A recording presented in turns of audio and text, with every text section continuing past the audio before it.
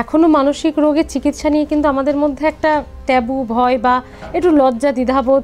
আমি সাইকিয়াট্রিস্টের কাছে যাব বা সাইকোলজিস্টের কাছে যাব, আমি পাগল নাকি যে আমি এটা, তো এখনো কোথাও একটা ট্যাবু রয়ে গেছে। মেডিসিন ছাড়া কি সম্ভব মানসিক রোগ নিরাময়?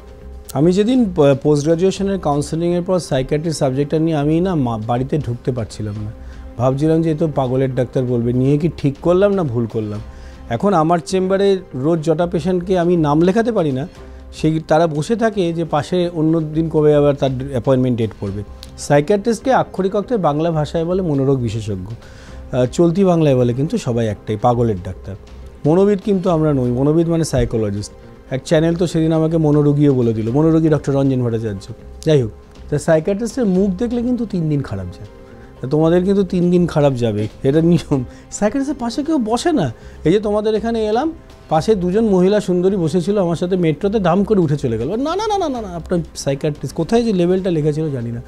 আর সাইকিয়াট্রিস্ট ওষুধ খেলে, ভুল করেও যদি 1 মাস ওষুধ খেয়েছেন, তাহলে কিন্তু লিভার, কিডনি, হার্ট, লাং 4-4টে ভাইটাল অর্গানস চিরতরে ড্যামেজ হয়ে যায় শুধু কাউন্সেলিং করতে। Come on, you are the best mobile of this লট।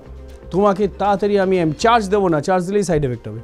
আপনারা আজকে থেকে বাইরেতে কোনো দিন মোবাইল চার্জ দেবেন না, সেরোটোনিন বাড়াবেন না, শুধু মোবাইলকে উচ্চ স্বরে তাদের কাউন্সেলিং করবেন। ইয়েস, কাউন্সেলিং অবশ্যই একটা পদ্ধতি। কাউন্সেলিং মানে কি, আমি জয়েন্টে র্যাঙ্ক করেছি, আমাকে বললো এখানে এই সিটগুলো আছে, এই কলেজে আছে।